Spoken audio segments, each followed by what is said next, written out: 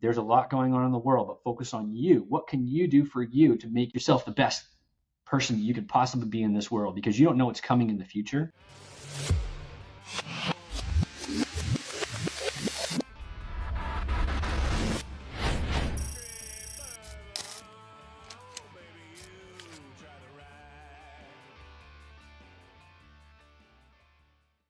You look at the news reels now. You look at what's going on. You have the Ukrainian immigrant in Charlotte killed on the train. You have political assassinations going on. So with all this chaos and uncertainty, and right now you're shaping the next generation, what kind of advice or insight would you have for having lived it where we lived it, and to maybe bring us together so that we can kind of stop this before it becomes overwhelming and what we've seen overseas that we don't want to have here? There's a lot of seemingly chaos going on, and the intensity seems to be rolling in faster and faster. I think we get our emotions get caught up in a lot, and I think we don't know everything. I think sometimes we jump the gun. What I'm getting at with that is have some temperance. Realize we might not be able to make world change. We can change our communities. Who is it we're connected with right now? How can we impact that are closest to us in our communities? Because we get all worked up. Social media or whatever's going on, right? There's so many different platforms now. It's kind of confusing for me, but opinions, everybody's got an opinion on everything, and emotion flies. And I feel like that is so dangerous because we go off on people and we don't have no perspective on what's going on. And then we're trying to maybe make change, and we can't. We're trying to with our voices, but we're not. We're just stoking the fires. Whereas maybe I can hold my tongue and have some words of wisdom to share, but ultimately realize that the impacts I can have are within my family, within my community, within those closest to me. Let me start there, and then I can go wider with it. But I think sometimes the easiest thing for people is to just go spout off something and let our emotions get the best of us. And that's what spirals out of control very, very quickly. I'm not saying to not stand for what you believe in, and absolutely do that, but be careful to not go off half-cocked and just go off angry. And I have 3 kids, and we're trying to teach them how to not let their anger get the best of them, because they'll get angry and they'll blow up and they'll hit their brother or whatever it is. And it's like, pause, take a breath. Let's talk through this. Let's work through this problem, and let's not go straight to the blow to the head. You know what I mean? And I think there's some temperance, there's some pause that needs to happen, and understand that a lot of the fires that we're feeling right now, they're being stoked from within, and we can have some impact to those around us, but sometimes we got to hold our tongue and not go blowing up at somebody because they looked at us wrong. Because that's the spiral that's happening right now. Is there's a lot going on now on more of a global scale. The guys that are deciding to go in the military right now, there's an unknown. We don't know what the next conflict is going to be. But I tell everybody is there's going to have to be those men and women to stand and fight, and they're going to have to be the best of the best, because we don't know. We know a little bit, but some of the stuff is out there that we don't know. We don't know what the enemy's what their capabilities are going to be. And if we get so caught up in our own lives and we decide not to become the best warfighters that we can, are we going to be number 2 in the world?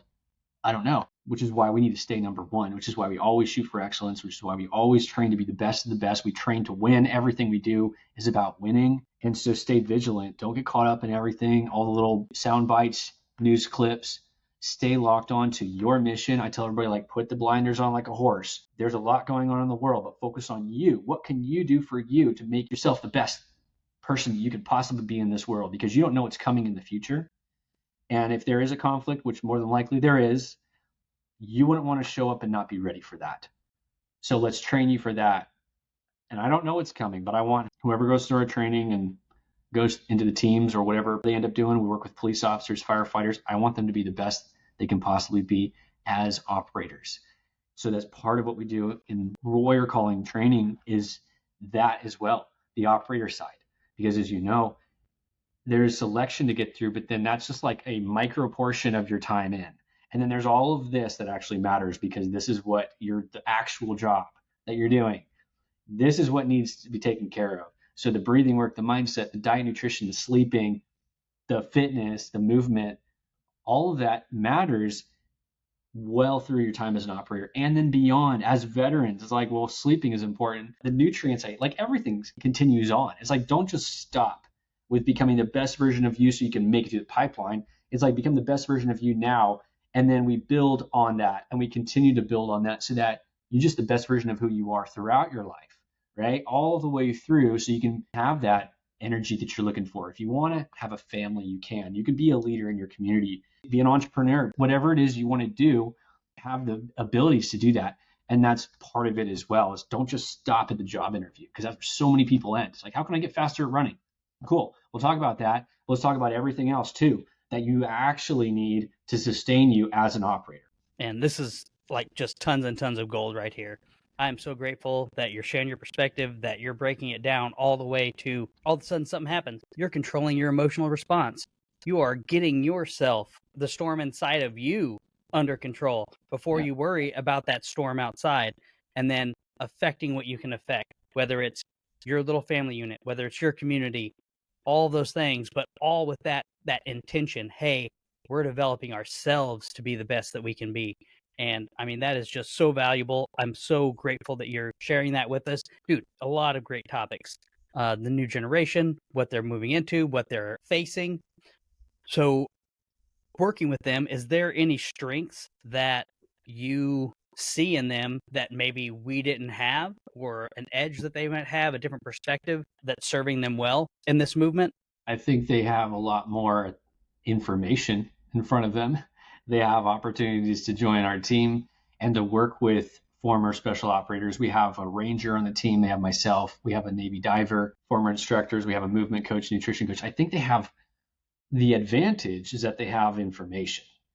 You can chat GPT a workout plan, right? Not that it's effective, but like there's so much information, books, knowledge is like too much right now. And so it's a gift for them. It's also a crutch in a way, because there's so much knowledge they can pack their head with. Information matters this much when action matters this much. But I would say if those that can do both, they can pull in information, they can work with a coach, read books, right? Read a ton, watch Instagrams that are going to help you with things such as mindset, movement, lifting, running. There's so much knowledge out there. There's a lot of people out there putting out great information. You can learn from all kinds of different areas. If you can take the information, which we didn't have, that's going to make you a better trainee, student, and then operator. But you have to be able to take the information and then take action on that. And there are guys that can do that. They can take the information to action, and some of them can't. They just overthink everything now because there's so much information. They're like, this guy says this and this guy says that. It's like, dude, what's your goal? Let's talk about that. We have to hone in on that. There's all kinds of information out there, and we get all information overload. And that can be a hindrance to some guys. But if you can take that information, then use it, apply it to your life, and then put the action in, I would say that would be an advantage of this generation over ours, especially going through and preparing, is that there is, going back to selection, there's a new screening test at prep, the modified PST. And this is because there are so many guys that are arriving prep, they had to screen out, especially the last class. They had to screen a bunch of guys because there were so many. There was over 400 guys. This is kind of going to the weeds here, but they skipped a class. There's a bunch of guys at selection. And they brought in the modified PST. And if there's a standard now at prep. So before, for us, it was you go to the recruiter, you pass a Navy SEAL PST, you get a contract to show up to BUD/S. That was what happened. Or maybe before that, it was you get a contract to an A school, right? Then eventually to BUD/S. When I was going through boot camp, they took away A schools and we went right to BUD/S. Undesignated seamen, right? You have the motivation is if you don't make it through BUD/S, you're out on a ship, painting chip and paint, right? That was the motivation. Yep. In any case, now there's this modified PST, and it's a 1,000-meter swim, max set of calisthenics, which is push-ups and pull-ups, and then a 4-mile run. And this is at prep, and there are new standards. So you might have a contract to go to BUD/S, but now you get to prep, and now there's a new test gate. And if you don't pass those new standards, you're gone. You're either rolled or dropped before you even get to first phase. So there's a new test gate for this generation. And I don't know how long it's going to stay. By the time this rolls out, this might have changed. I feel like they're going to keep it though, because this new test is a better indicator of somebody's abilities to make through selection. If you can run 4 miles in around 28 minutes, that's a good indicator. 1,000 meters, around 18 minutes. And then your numbers for calisthenics are fairly high as well. These are the new standards that they're rolling out. And if you're not ready for that, then you're not even going to class up. So the ability overall of guys rolling into first phase now is at a higher caliber ability than when we showed up, because we didn't have this modified PST as a test gate to cut guys before they got there. The standard was, I think, like 31-minute 4-mile run. Now the standard in prep is like a 28:20 for a 4-mile run. So guys are arriving and they have to be faster. They have to be able to swim with fins. Their calisthenic numbers have to be higher than a regular PST that anybody can pass the recruiter.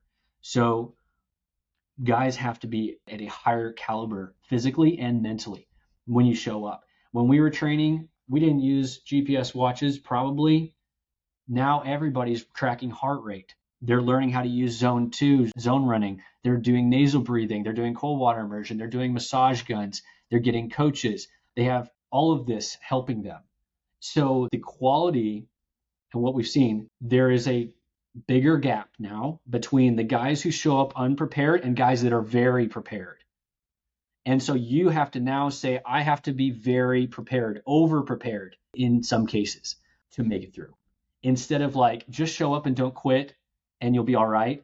It is, you got to be in this top 20% now. And that's just the reality of what is.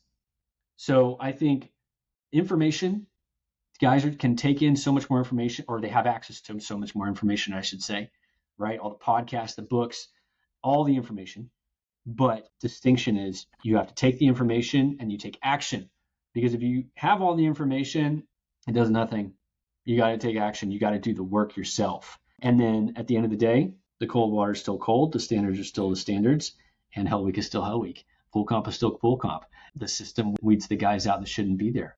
And it's the hardest pipeline out there for a reason. So it's just really interesting to see the progression over the past few years, and especially the last couple of years as things have changed a little bit. But I think if this is a career that you're looking to go into, you can't take an amateur's approach to it. It's not like I can be an 18-year-old and just barely pass a PST and an ASVAB, arrive at BUDS and think I can make it. The caliber of candidates is getting up way up here. And if you are coming in down here, you're going to be in the bottom 5. You're going to be in the bottom of the peer evals. You're going to be pushed to the end of the boat and log. And it's not the instructors who are going to do that. It's you guys under your boat, because everybody wants to win. So it's, you have to show up and be ready to perform. And that's what I'm seeing right now. That's incredible. Yeah, that is a lot different from, I know we just kind of like flogged ourselves, just ran ton. A lot of us probably even showed up like this close to being broken from like overtraining because it was the unknown, because we didn't really know what, and it sounds like now they've got coaches, athletic performance coaches, all of the rehabilitation things. They're being taught the skills to maintain their body and not overtrain, but also train to that peak level of performance. That's awesome. I'm going to spin it back to you for the last word. If you want to speak anything on your vision, on what you would like to see in the future, anything like that maybe we didn't touch on, you didn't get a chance to speak on, I want to give the floor back to you. Yeah, I appreciate that. And the last thing I wanted to mention, going back to the mindset with all of the kind of the striving for excellence mindset, I think some folks have a hard time doing things for themselves. Most leaders, or most guys that want to join the military or become a special operator, if you want to become a special operator, you're already a giver. You're already somebody who wants to help, like deeply. You want to be a servant, right? You want to help people. You want to help those who can't help themselves, all of that. So that's all well and good. But what is really important is to be able to pour into yourself. And I tell everybody this, you need to be selfish now, right? You got to be selfish now so you can be selfless later, because you might be giving your life for your country or your brothers and sisters down the road. Be selfish now with your time. Be selfish with your day, meaning use a calendar, lock in the workouts you got to do. If you have a program, whatever you got, like lock it in, because these are the most important days of your life. right now. And so you got to be a little selfish with your time, because down the road, you're going to be asked to be selfless, right? So be selfish now, so be selfless later. And I think that helps some guys because they think, I got to do everything. I got to be there for everybody right now, plus there for myself and train really hard. Then by the end of the day, you give yourself scraps and you really don't train or pour into yourself at a quality level. And you just give yourself like barely enough to maintain. And it's okay to say no to people. It's okay to go dark for a little while and focus on you. Focus on what you need to do for you so you can show up and perform at whatever goal you have. So be selfish now, so you can be selfless later. And there's nothing wrong with that. I'm not saying to be rude to people necessarily, but protect your time, build those boundaries, spend time with people that you love. And then one last thought on that too. I've heard some people say, like, turn away from all your friends and family, like block everybody out and just go hard towards goal number one. And then I remind them, they're part of your why. Like, the people that you love are part of your why. The reason why you're going to do what you're going to do is because of them. So if you close your door on all these relationships and family stuff, and it's too much, I don't want to talk to them, I don't want to talk to my father, or whatever it might be, realize that a lot of the reason why we do stuff has nothing to do with us. It has to do with our families, our friends, our communities, is why we would decide to become an operator or go into the police force or whatever it is. It's about them. So don't burn all your bridges. Don't burn all your bridges on your family and your friends and those you love. Warrior, you're going to have to be both. You're going to have to go out and do the deed. You're going to have to come home and hold the baby. And it's the hardest thing to do, is to be able to do both and be able to be the leader and the warrior and come home and play with the kids on the floor and hang out with your wife or significant other or whatever you got going on. You have to be able to be present for both. And that was the hardest thing. That's the hardest thing for guys, is to realize that at some point that might be what they have to be able to do. And that is a true warrior. So, but just encouraging guys and gals, like, if this is what you truly want to do and you feel fired up about it, you're dialed in, you just want this more than anything, follow that. Like, follow that calling. This is the time to do it. Don't wait until the perfect time. Don't wait until the stars align. Don't wait until there's like a big war going on to say, now I'm going to join the military, or I'm going to go do this or that because of this. By that time, it's too late. Maybe you missed the boat. Maybe you waited too long. There's age cutoffs for some of this stuff. So when you feel it, follow it and dig into your heart and figure out why you want to do it. Because at the end of the day, it's all about how can we show up in this life the best that we possibly can. Because as far as I know it, brother, we only live one time, right? So we might as well go through and do as much good as we can, as impact that we can in this world, and just kind of go out all used up instead of like, man, I wish I would have done more. I wish I would have gotten out of my comfort zone. I wish I would have jumped out of that plane, right? But I don't want to be that guy who just has those regrets. I want to go all the way. Man, these insights are just super incredible, super impactful. I know that all the people that have trained with you are extremely lucky, and anybody that gets the opportunity to train with you would be super lucky, because you don't only prepare them for the physical, you have so much good coaching, mentorship on the soft skills, on the character, on a lot of those other things that a lot of times get glossed over. And just hearing you pour out in this podcast just tells me the depth that you bring to your training, and it is super encouraging. I love seeing it. I love seeing everything you do.